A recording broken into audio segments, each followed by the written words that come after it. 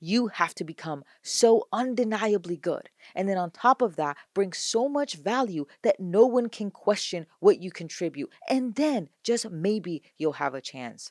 Welcome to Life Lessons of a Creative Entrepreneur, or LACE for short. My mission is to expose the behind the scenes work to increase empathy in the creative process.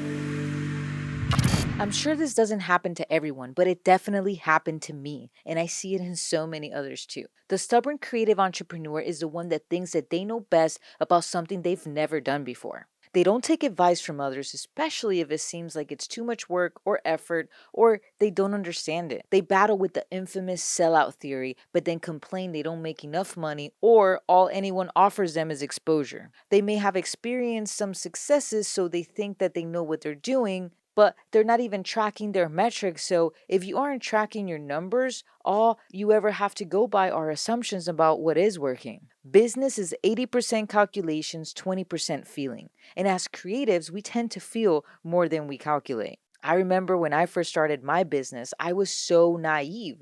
I had great ideas and people around me willing to ride with me, but that wasn't enough.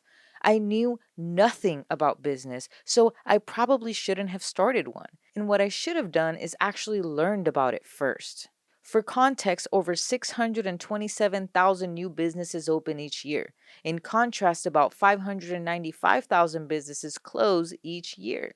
The top reason why small businesses fail is cash flow problems. The first few years, I turned down so much good advice because the advice seemed like it would take years to implement and I wanted to grow now, or I felt like they just wanted me to quit. Everyone was out to get me.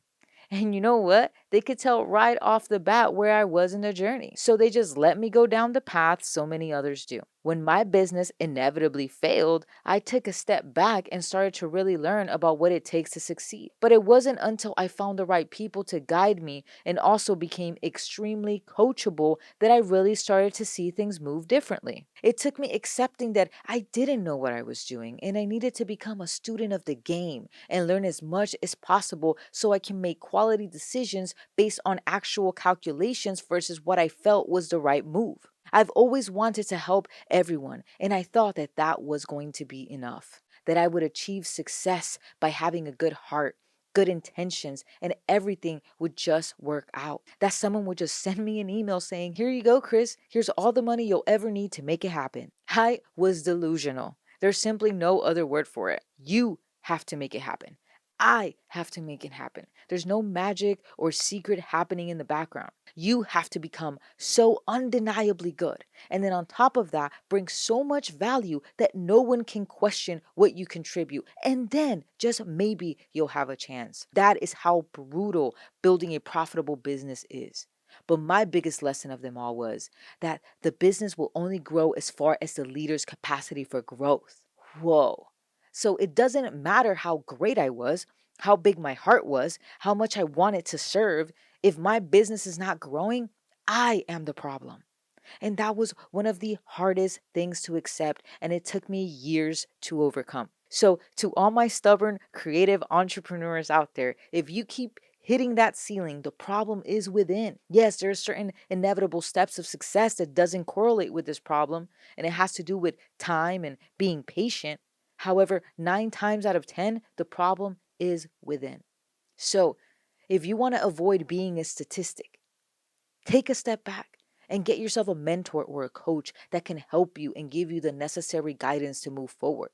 Now, be careful here too, and only choose people that you know for sure are where you want to be already. Business requires cash flow to survive the same way humans require oxygen. Making a business profitable is hard stuff. Business is not meant to go at it alone. You need to be open-minded. You need exceptional people around you. Being open to learning and applying is also necessary. Do whatever you need to do to become that person and see how everything changes. Thank you so much for your attention. If you would like to keep up with my journey, check me out on Instagram or TikTok under KRIS_SAN13. Have an amazing day and happy building.